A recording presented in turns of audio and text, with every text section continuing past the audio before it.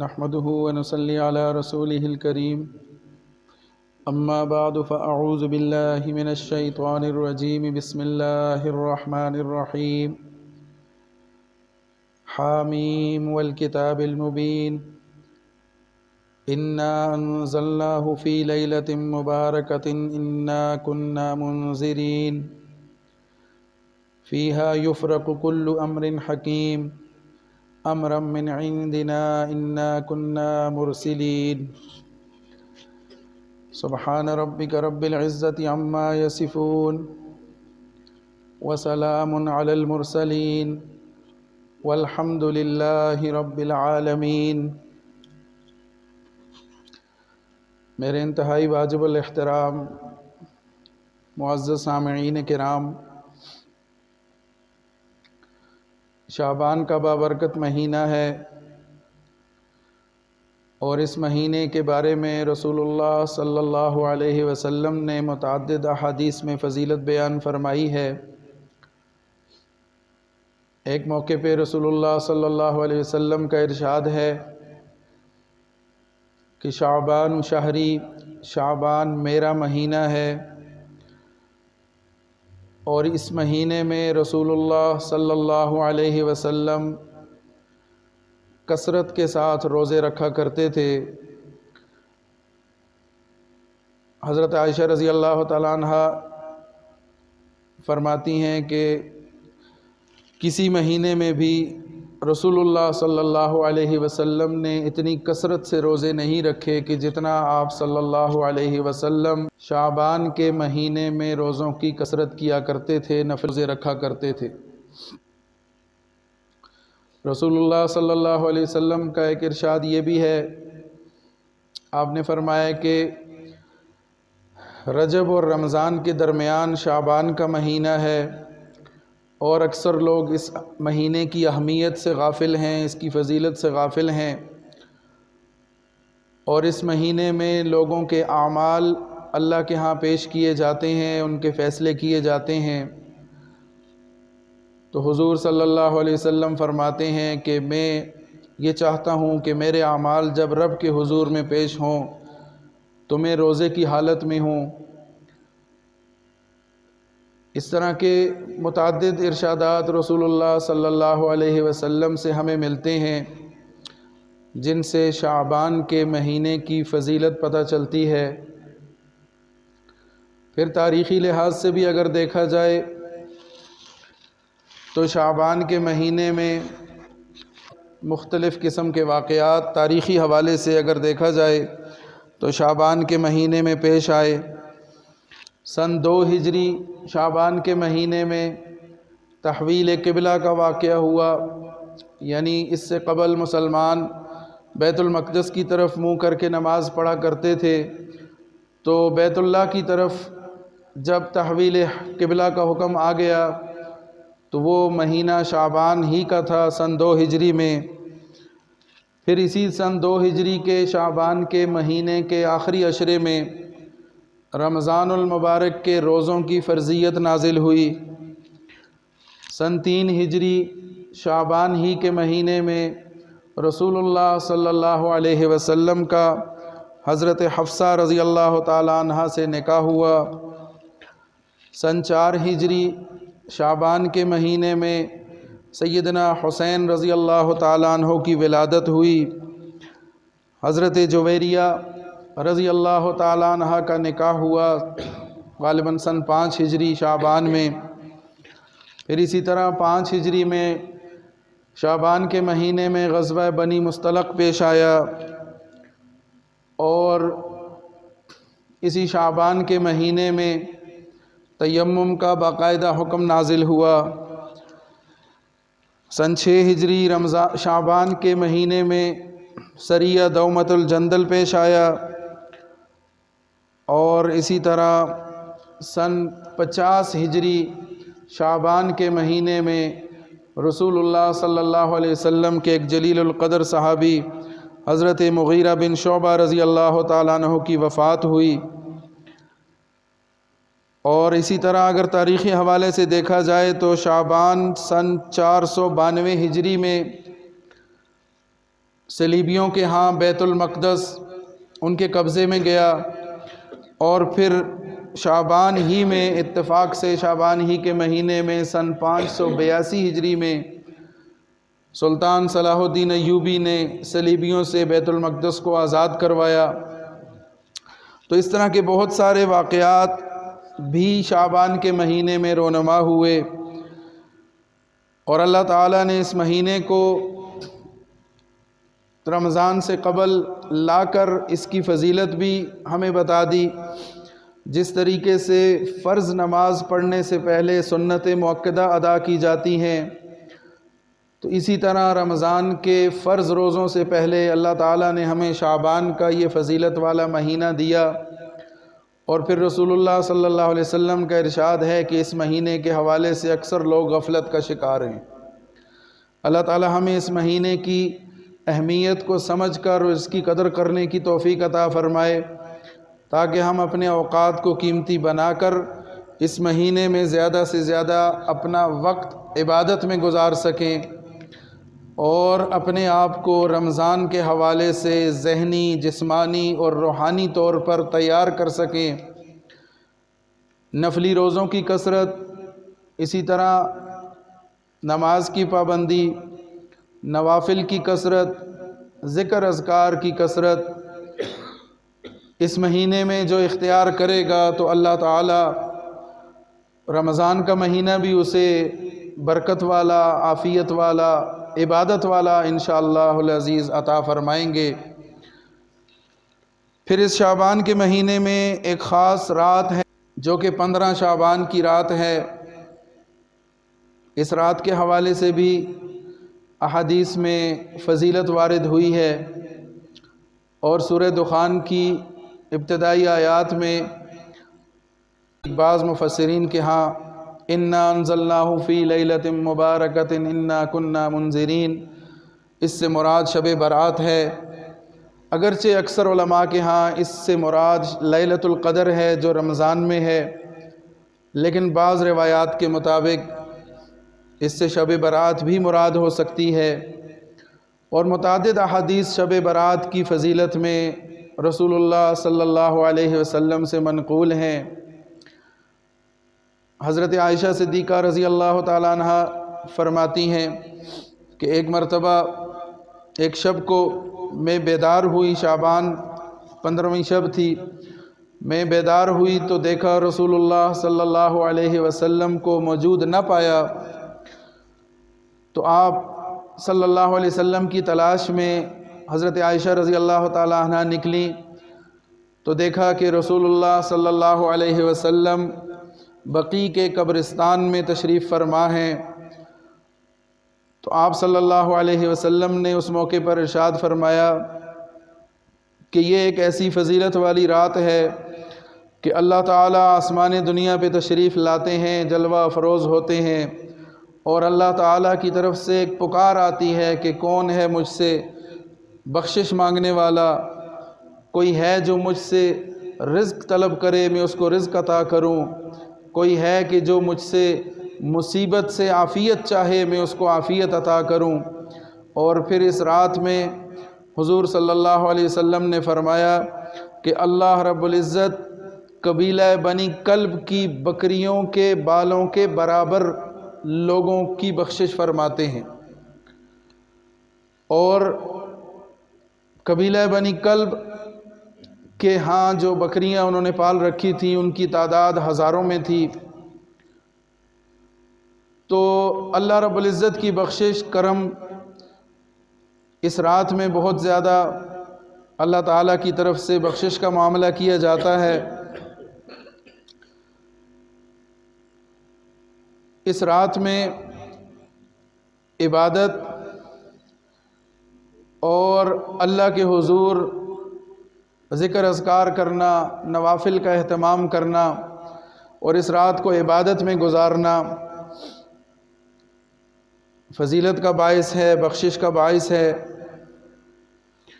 تو اس رات کے حوالے سے اگر ہم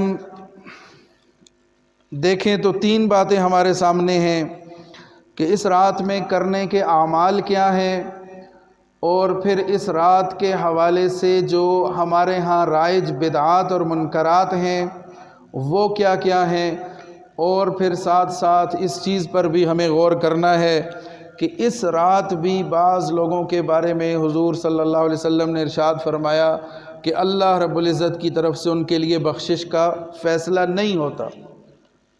اس مبارک اور اس بابرکت رات کو بھی کچھ لوگ محروم رہ جاتے ہیں۔ وہ کون لوگ ہیں، اس کو بھی ہمیں دیکھنا ضروری ہے کہ خدا نخواستہ کہیں ہم ان لوگوں میں شمار نہ ہوں۔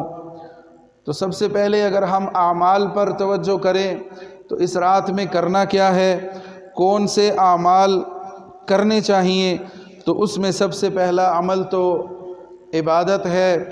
اللہ رب العزت کی جس طریقے سے بھی آسانی ہو، نوافل ادا کر کے، تسبیحات کر کے، اور اسی طرح قرآن مجید کی تلاوت کر کے، جتنی کثرت اس کی ہو سکے، جتنا آسانی کے ساتھ انسان رات کو جاگ کے اللہ کے حضور گڑ گڑا سکے، نماز ادا کر سکے، نوافل ادا کر سکے۔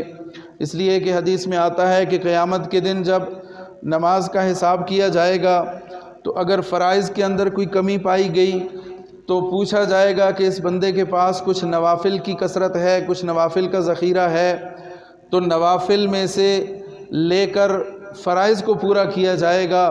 تو یہ نوافل اس دن ہمیں کام آئیں گے کہ جس دن ہماری بخشش کا فیصلہ ہونا ہوگا۔ تو اپنے پاس نوافل کی کثرت رکھنا، تو سب سے پہلا عمل تو عبادت کے حوالے سے کوئی مخصوص عبادت نہیں ہے، جتنا آسانی کے ساتھ نوافل پڑھ سکیں، تلاوت کر سکیں، ذکر اذکار کر سکیں، اس رات میں زیادہ سے زیادہ اپنے وقت کو ان کاموں میں صرف کرنا چاہیے۔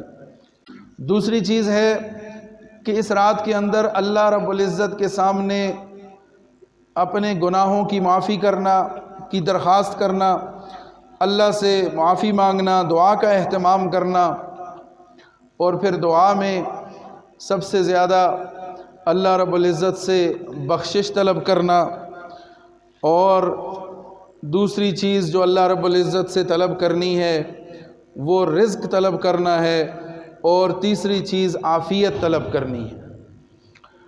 رسول اللہ صلی اللہ علیہ وسلم کا ارشاد ہے کہ اللہ تعالیٰ آسمان دنیا پر تشریف فرما ہوتے ہیں، جلوہ افروز ہوتے ہیں، اور اللہ تعالیٰ پکار کے یہ فرماتے ہیں کہ ہے کوئی مجھ سے بخشش طلب کرنے والا، ہے کوئی کہ جس کے میں گناہوں کو معاف کروں، جو مجھ سے معافی کا طلبگار ہو، میں اس کی مغفرت کروں، میں اس کی بخشش کروں، اور کوئی ہے کہ جو مجھ سے رزق طلب کرتا ہو، میں اس کو رزق عطا کروں، اور کوئی ہے کہ جو مجھ سے بخشش چاہتا ہو، جو مجھ سے مصیبت سے عافیت چاہتا ہو، میں اس کو عافیت عطا کروں، میں اس کی بخشش کروں۔ تو اللہ تعالیٰ کی طرف سے اتنی اللہ تعالیٰ کی رحمت جوش میں آتی ہے، تو ہم اس رات کو عبادت میں بھی گزاریں اور ساتھ ساتھ دعاؤں کا اہتمام بھی کریں، تو انشاءاللہ ہماری یہ رات قیمتی بنے گی۔ 14ویں شعبان جب گزر جائے، 15 شعبان کی رات، اور یہ آئندہ جمعرات کی رات ہوگی انشاءاللہ۔ آج 8 شعبان ہے، انشاءاللہ جمعرات ختم ہونے کے بعد جمعے کی جو رات ہوگی، شب جمعہ، وہ 15 شعبان کی رات ہوگی۔ تو اس رات میں ہم کوشش کریں کہ اہتمام کے ساتھ اس رات کو زیادہ سے زیادہ عبادت میں گزاریں۔ اس رات میں اللہ تعالیٰ کی طرف سے پورے سال کے حوالے سے فیصلے کیے جاتے ہیں، تقدیر کے فیصلے کیے جاتے ہیں، رزق کتنا، کب، کیسے، کس کو تقسیم کرنا ہے اس حوالے سے، اور کس نے دنیا میں آنا ہے، کس کا وقت پورا ہو جائے گا، دنیا سے چلا جائے گا، یہ سارے ایک سال کے معاملات اس رات میں طے کیے جاتے ہیں، اور فرشتوں کے حوالے ان کی ڈیوٹیاں، ان کی ذمہ داریاں لگا دی جاتی ہیں، اور ان کو اس کام پہ لگا دیا جاتا ہے۔ اسی وجہ سے حضور نے فرمایا کہ میں چاہتا ہوں کہ میرے اعمال جب اللہ کے ہاں پیش ہوں تو میں روزے سے ہوں۔ تو اس دن میں، اس مہینے میں روزے رکھنا، اور شعبان کی 15ویں رات شب برات کا مطلب خلاصی، نجات، تو انشاءاللہ ہم اس کو عبادت میں گزاریں گے تو یہ ہمارے لیے ہمارے گناہوں سے برات کا سبب بنے گی، ہماری بخشش کا ذریعہ بنے گی۔ تو اس رات میں عبادت اور ساتھ دعا کا اہتمام کرنا ہے۔ سب سے پہلے اللہ سے بخشش مانگنی ہے۔ اللہ کی پکار یہ ہے کہ مجھ سے کون مانگنے والا ہے، کون بخشش مانگتا ہے، کون گناہوں کی معافی مانگتا ہے، میں اسے معاف کروں، میں اسے بخش دوں۔ تو اللہ سے اپنے گناہوں کی معافی مانگنی ہے۔ ہر شخص اپنے اعمال سے، اپنے حالات سے خوب واقف ہے کہ میں کیا کرتا رہا، کون سے گناہ مجھ سے ہوئے، اور ان گناہوں پر اللہ سے معافی مانگی جائے، اللہ کے سامنے ندامت ہو، شرمندگی ہو۔ اللہ تعالیٰ معاف کرنے والے ہیں، غفور الرحیم ہیں۔ اللہ سے بخشش طلب کرنا، اور اس کے ساتھ ساتھ اللہ فرماتے ہیں کہ کون ہے جو مجھ سے رزق کا طالب ہو، میں اسے رزق عطا کروں۔ اور رزق ایک ایسی چیز ہے کہ جس کے لیے ہر بندہ فکر مند ہے، پریشان ہے۔ اور رزق صرف کھانے پینے کا نام نہیں ہے، انسان کی جسمانی اور روحانی جتنی بھی جملہ ضروریات ہیں وہ سب کی سب رزق کے اندر داخل ہیں۔ تو اللہ تعالیٰ جس کو رزق میں فراوانی عطا کرتے ہیں تو اسے تمام نعمتیں عطا کرتے ہیں جو اس کی جسمانی اور روحانی تمام ضروریات کو پوری کریں، جو اس کی دنیاوی اور اخروی تمام ضروریات کو پوری کریں۔ یہ سب رزق کہلاتا ہے، اور اللہ ہی سے ہم نے رزق کی طلب کرنی ہے، اللہ ہی سے مانگنا ہے، اللہ ہی کے آگے ہاتھ پھیلانے ہیں، اللہ سے بخشش بھی مانگنی ہے، اور اللہ سے وسعت والا اور بابرکت رزق مانگنا ہے۔ اور تیسری چیز اللہ تعالیٰ فرماتے ہیں کہ کون ہے جو مصیبت سے خلاصی چاہتا ہو اور مجھ سے عافیت طلب کرتا ہو، میں اس کو عافیت دوں، میں اس کو خلاصی دوں، میں اس کے ساتھ بھلائی کا معاملہ کروں۔ کون ہے جو مجھ سے طلب کرتا ہے؟ تو ہمیں عافیت کی دعا اللہ سے کرنی چاہیے۔ اللہ ہی ہے جو سارے کاموں کو بنانے والا ہے، اللہ ہی ہے جو سارے کاموں کو سنوارنے والا ہے۔ تو عافیت کی دعا ہم اللہ سے کریں۔ اور ایک بہت ہی جامع دعا رسول اللہ صلی اللہ علیہ وسلم نے سکھائی حدیث میں، اللہم انی اسألک العافیت فی الدنیا والآخرہ، اے اللہ دنیا و آخرت میں مجھے عافیت عطا کر دے۔ اللہم انی اسألک العفو والعافیت فی دینی و دنیای و اہلی و مالی واستر عوراتی و آمن روعاتی، اللہم احفظنی من بین یدی ومن خلفی وعن یمینی وعن شمالی ومن فوقی واعوذ بعظمتک ان اغتال من تحتی۔ ایک جامع اور معنی دعا رسول اللہ صلی اللہ علیہ وسلم نے عافیت کی سکھائی۔ یہ دعا کرنی چاہیے، اس دعا کا اہتمام کرنا چاہیے۔ اللہم انک عفو تحب العفو فاعف عنا، یہ مختصر دعا ہے، اس دعا کا اہتمام ہو۔ اللہ سے عافیت مانگنی ہے، اللہ سے مغفرت طلب کرنی ہے، اللہ سے بخشش مانگنی ہے، اللہ سے عافیت مانگنی ہے، اللہ کو اپنے ساتھ لینا ہے، اللہ کو راضی کرنا ہے۔ جس کے ساتھ اللہ ہو گیا اس کے سارے کام بن جائیں گے، اور جس کے ساتھ اللہ راضی ہو گیا اس کی ساری ضروریات پوری ہو جائیں گی اور اس کے سارے مسئلے حل ہو جائیں گے۔ ایک صحابی آئے رسول اللہ صلی اللہ علیہ وسلم کی خدمت میں اور کہنے لگے، اللہ کے رسول آپ اللہ سے دعا کیجئے کہ اللہ تعالیٰ مجھے مستجاب الدعوات بنا دے، کہ میں جو دعا مانگوں میری دعا قبول ہو جائے۔ تو رسول اللہ صلی اللہ علیہ وسلم نے ان کے لیے دعا کی۔ تو یہ ایک جامع دعا انہوں نے مانگی کہ ایک ایسی دعا کہ جس کے ذریعے میری ساری دعائیں قبول ہوں، پھر میں جو بھی اللہ سے مانگوں گا اللہ تعالیٰ مجھے عطا کرے گا۔ تو پھر دعا ہم نے اللہ ہی سے کرنی ہے، اللہ ہی کے آگے ہاتھ پھیلانا ہے، اللہ ہی کے آگے اپنی ضرورتیں رکھنی ہیں اور ان ضرورتوں کو اللہ ہی سے مانگنا ہے۔ محمود غزنوی سے کسی نے پوچھا کہ آپ ایاز کو، جو ان کے خادم تھے، ان کے بارے میں پوچھا کہ آپ ان کو بہت زیادہ اہمیت دیتے ہیں، ہر جگہ اپنے ساتھ رکھتے ہیں، ان کو ہمیشہ آگے رکھتے ہیں، ان کو دوسروں کی نسبت ترجیح دیتے ہیں، تو اس کی کیا وجہ ہے؟ تو محمود غزنوی نے کہا کہ ہر شخص کی اپنی اہمیت ہوتی ہے، کچھ خصوصیات ہوتی ہیں ہر ایک میں۔ تو چونکہ ایاز بہت زیادہ ہوشیار ہیں، سمجھدار ہیں، اس لیے، اور پھر ان کو سمجھانے کے لیے انہوں نے یہ کیا کہ کچھ قیمتی اشیاء رکھ دی سامنے اور عام اعلان کیا کہ جس کو جو قیمتی چیز چاہیے وہ لے لے، جو جس کو چاہیے اپنی ضرورت کے مطابق آ کے یہاں سے اٹھا کے لے جائے۔ تو وہ درباری جتنے بھی تھے آئے، کسی نے کیا چیز اٹھائی، کسی نے کیا، اپنی اپنی ضرورت کے مطابق انہوں نے چیزیں لے لی۔ ایاز ایک کنارے پہ کھڑا ہے، تو محمود غزنوی نے کہا کہ آپ کو کچھ نہیں چاہیے، آپ کیوں نہیں لے رہے؟ تو ایاز آئے اور آ کر محمود غزنوی کے کندھے پہ ہاتھ رکھ دیا کہ مجھے تو یہ چاہیے، یعنی مجھے تو بادشاہ چاہیے، مجھے تو آپ کی خدمت کرنی ہے، مجھے تو آپ کی رضا چاہیے، آپ کی توجہ چاہیے۔ اگر آپ مجھے مل جائیں گے تو یہ سارے خزانے آپ ہی کے اختیار میں ہیں، آپ ہی کی قدرت میں ہیں، تو پھر سارے کام میرے ہو جائیں گے۔ اور اگر آپ میرے ساتھ، آپ کے حالات اچھے نہیں ہیں، میرے آپ کے ساتھ حالات اچھے نہیں ہیں، اگر آپ مجھ سے ناراض ہیں تو پھر میرے سارے کام ہیں، بگڑ جائیں گے سارے کام۔ تو اسی طرح ہم نے اللہ تعالیٰ کو راضی کرنا ہے، اللہ تعالیٰ کو اپنے ساتھ لینا ہے، تاکہ اللہ تعالیٰ کی مدد ہمیں حاصل ہو، اللہ تعالیٰ کی ہمیں حمایت حاصل ہو، اللہ تعالیٰ کی طرف سے ہمارے ساتھ بھلائی کا معاملہ ہو۔ تو یہ شعبان کی 15ویں رات جو ہے بڑی اہمیت کی رات ہے۔ اس رات کو تلاوت میں، ذکر اذکار میں اور تسبیحات میں، نوافل میں گزاریں، اور اس کے ساتھ ساتھ اللہ تعالیٰ سے بخشش کی دعا، رزق کی فراوانی کی دعا اور عافیت کی دعا، اور اپنی جملہ جتنی ضروریات ہیں ان سب ضروریات کے حوالے سے اللہ کے سامنے گڑ گڑائیں، دعا کریں۔ اللہ تعالیٰ ہمیں اس رات کی اہمیت اور اس رات کی فضیلت عطا فرمائے، اور اس کی برکت سے اللہ تعالیٰ ہمارے سارے مسئلوں کو حل فرمائے۔ اب پھر اس رات کے اندر کچھ ایسے رسومات ہیں، کچھ ایسی منکرات ہیں، بدعات ہیں جو ہمارے ہاں رواج پاتی جا رہی ہیں، اور ان میں وہ دن بدن بڑھتی جا رہی ہیں۔ دین میں اصل اتباع ہے۔ رسول اللہ صلی اللہ علیہ وسلم اللہ کی طرف سے جو پیغام لے کر آئے، صحابہ کے ذریعے، قرآن کے ذریعے، حدیث کے ذریعے جو کچھ ہم تک پہنچا، اصل وہ دین ہے، اور وہ جس کیفیت میں جس حد تک پہنچا اسی پر عمل کریں گے تو ہمارے لیے باعث اجر و ثواب ہوگا، اسی کو اتباع کہا جائے گا۔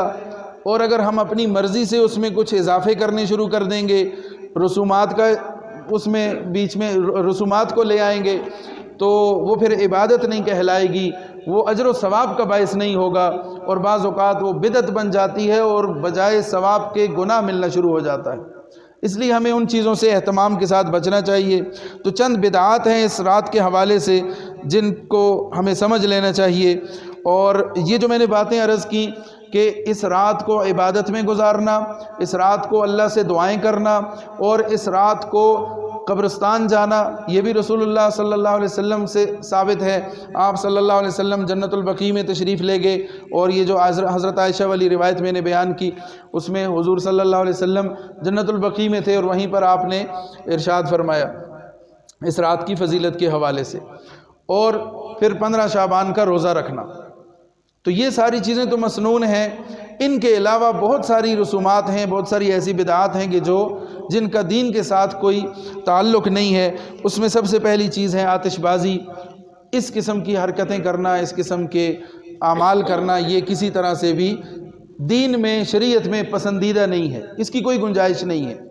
آتش بازی یہ ہندوؤں کا اور مشرکوں کا ایک طریقہ ہے تہوار منانے کا، تو ان کے ساتھ مشابہت ہوتی ہے۔ اگر ہم کسی غیر کے ساتھ مشابہت کریں گے تو پھر آخرت میں ہمارا حشر بھی انہی کے ساتھ ہوگا۔ جو کسی قوم کی مشابہت اختیار کرتا ہے وہ اسی میں سے شمار کیا جائے گا، اسی میں سے اٹھایا جائے گا۔ تو آتش بازی کی اس میں کوئی حیثیت نہیں ہے۔ اسی طرح چراغاں کرنا، روشنیاں لگانا، لائٹنگ کرنا، کوئی اس کی ضرورت نہیں ہے۔ اور پھر حلوہ بنایا جاتا ہے، اور اس کی پس منظر میں کہا جاتا ہے کہ رسول اللہ صلی اللہ علیہ وسلم کا دندان مبارک شہید ہوا تو آپ کو اس موقع پر حلوہ تیار کر کے دیا گیا، آپ نے وہ نوش فرمایا۔ یہ روایت بھی بالکل من گھڑت ہے۔ اور دوسری بات یہ ہے کہ آپ صلی اللہ علیہ وسلم کا دندان مبارک شہید ہوئے غزوہ احد میں، اور وہ غزوہ احد ہوا شوال میں، اور یہ رات ہے شعبان میں، تو اس کا آپس میں کوئی تعلق نہیں ہے، تو یہ بھی ایک بدعت ہے۔ اسی طرح سے اہتمام کے ساتھ اجتماع کرنا، مسجدوں کے اندر پروگرام کرنا، اجتماع کرنا، اس کی کوئی ضرورت نہیں ہے۔ ہاں ویسے عام طور پہ جس طریقے سے کوئی پروگرام ہو تو کوئی حرج نہیں ہے، لیکن خاص اس رات کو اہتمام کے ساتھ مسجدوں میں پروگرام کرنا اور اس کو بہت زیادہ بڑھا چڑھا کے پیش کرنا ہے، اس کی کوئی ضرورت نہیں ہے، یہ شریعت میں اس کا کوئی حکم نہیں ہے، اس کی کوئی مثال نہیں ہے۔ اسی طرح سے نوافل کی جماعت کرنا، بعض لوگ جماعت کے ساتھ نفل پڑھتے ہیں، یہ بھی اس کی بھی ضرورت نہیں ہے، نوافل کی جماعت بھی نہیں ہوتی۔ پھر قبروں پر پھول ڈالے جاتے ہیں، یہ بھی ایک یعنی فضول خرچی میں آتا ہے، اس کی بھی کوئی شریعت سے اس کا کوئی ثبوت نہیں ہے۔ اسی طرح ایک بدعت یہ ہے کہ حضرت حمزہ کے نام کی کوئی فاتحہ پڑھی جاتی ہے، اس کی بھی کوئی اصل نہیں ہے۔ پھر یہ سمجھا جاتا ہے کہ مردے آتے ہیں، آ کر دیکھتے ہیں کہ کوئی ہمارے لیے کچھ پکا رہا ہے، کہ کچھ کر رہا ہے کہ نہیں کر رہا، اس کی بھی اصل کچھ نہیں ہے۔ یہ بھی من گھڑت روایت ہے کہ مردوں کی روحیں آتی ہیں اور آ کر دیکھتی ہیں۔ اب سوچنے کی بات ہے کہ مردے کی روح کو ہمارے پکائے ہوئے کسی میٹھے سے اس کا کیا لینا دینا ہے؟ اسے کیا ملے گا اس سے؟ کچھ ہم بنائیں گے، کھائیں گے، خود کھائیں گے، مردے کو اس سے کیا فائدہ ہوگا؟ لہٰذا شریعت میں اس قسم کی کوئی روایت نہیں ہے، یہ بھی من گھڑت ہے۔ پھر اس طرح سے شب برات کی ایک فاتحہ کے نام سے کہا جاتا ہے کہ جس مردے پر شب برات کی فاتحہ نہیں پڑھی گئی وہ تب تک مردوں میں شمار ہی نہیں ہوتا، یہ بھی من گھڑت بات ہے۔ جو دنیا سے چلا گیا وہ آخرت میں وہ باقی مردوں کی طرح ہو گیا، اس کا اب دنیا کے ساتھ کوئی تعلق واسطہ نہیں رہا، اور وہ اس دعا کی وجہ سے کہیں رکا ہوا نہیں ہے، وہ اللہ کے حضور پیش ہو چکا ہے۔ ہاں، جو اس کے لیے ہم اعمال کریں گے، ایصال ثواب کریں گے، اس کا فائدہ اس کو یقیناً پہنچے گا۔ پھر اسی طرح سے اس رات میں اہتمام کے ساتھ مسور کی دال بنائی جاتی ہے، اس کا بھی کوئی اصل نہیں ہے۔ برتنوں کو تبدیل کیا جاتا ہے، اب اس کی کیا کیفیت ہے واللہ عالم، تو اس کی بھی کوئی اصل نہیں ہے۔ گھر کو لیپا جاتا ہے، اس کی بھی کوئی اصل نہیں ہے۔ حضرت عائشہ رضی اللہ تعالیٰ عنہ کے نام کی روٹیاں بنائی جاتی ہیں، یہ بھی بے اصل چیز ہے۔ اسی طرح قبرستان میں پوری رات گزاری جاتی ہے اور وہاں پر چراغاں کیا جاتا ہے اور مختلف قسم کی بدعات کی جاتی ہیں، اس کی بھی کوئی اصل نہیں ہے۔ محفل نعت خوانی کا اہتمام کرنا اور اس کو اہتمام کے ساتھ منانا، اس کی بھی کوئی ضرورت نہیں ہے۔ پھر کچھ مخصوص 6 رکعت پڑھی جاتی ہیں اور اس میں مختلف نیتیں کی جاتی ہیں، شریعت میں اصل میں اس حوالے سے کچھ بھی نہیں ہے۔ یہ سب کچھ ہماری اپنی بنائی ہوئی اپنی من پسند کچھ کیفیات ہیں جو ہم لوگوں نے بنا لی ہیں اور اس کو دین سمجھ بیٹھے ہیں۔ دین میں اس چیز کا کوئی تعلق نہیں ہے۔ تو شریعت جو ہے وہ میں نے پہلے بھی عرض کیا اتباع کا نام ہے۔ رسول اللہ صلی اللہ علیہ وسلم نے جو کچھ ہم تک پہنچا دیا پیغام، جس طریقے سے پہنچا دیا اسی کو ماننا، اسی پر عمل کرنا، یہ ہمارے لیے ضروری ہے اور یہی ہمارے لیے قبولیت کا باعث بنے گا، باعث اجر و ثواب ہوگا اور ہماری بخشش کا ذریعہ بھی بنے گا۔ اور اگر ہم اپنی مرضی کے کوئی کام اس میں اضافہ کر لیں گے تو اس سے پھر اللہ کے ہاں وہ مقبول نہیں ہوگا، اور خطرہ یہ ہے کہ ہمارے لیے کہیں وبال نہ بن جائے، گناہوں کا باعث نہ بن جائے، ہم نیکی سمجھ کے کر رہے ہوں اور وہ ہمارے کھاتے میں گناہ لکھے جا رہے ہوں۔ کیوں کہ حضور کے طریقے پر نہیں ہے۔ عبادت وہ ہے کہ جو حضور کے طریقے پر ہے، جو اللہ کا حکم ہے، جو اللہ کی طرف سے نازل کردہ ہے، ثابت شدہ ہے، وہ عبادت کہلائے گی۔ اور جب اپنی مرضی کا کام کیا جائے گا شریعت کو چھوڑ کر تو وہ عبادت نہیں ہوگی، وہ بدعت کہلائے گی، اور بدعت گمراہی ہے اور بجائے ثواب کے عذاب کا باعث ہے۔ اور پھر ایک بہت اہم بات کہ اس رات میں چند لوگ ایسے ہیں جو مختلف روایات میں ارشاد ہوا کہ ان کی بخشش نہیں ہوتی۔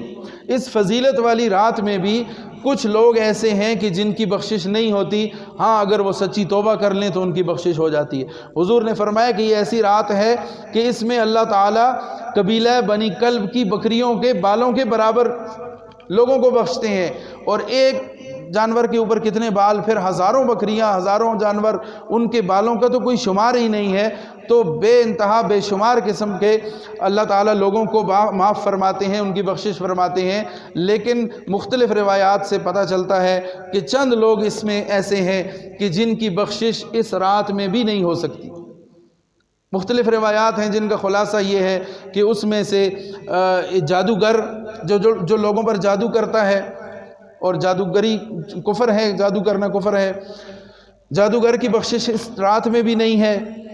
اسی طریقے سے کاہن، نجومی، غیب کی خبریں بتانے والا، اس کے لیے بھی بخشش نہیں ہے۔ اور اسی طریقے سے شراب کا عادی، اس کے لیے بھی اس رات میں بخشش نہیں ہے۔ بدکار مرد یا عورت، اس کی بھی بخشش اس رات میں بھی نہیں ہے۔ اور اس کے ساتھ ساتھ اپنا کپڑا شلوار ٹخنوں سے نیچے رکھنا تکبر کی وجہ سے، اس کی بھی بخشش نہیں ہے۔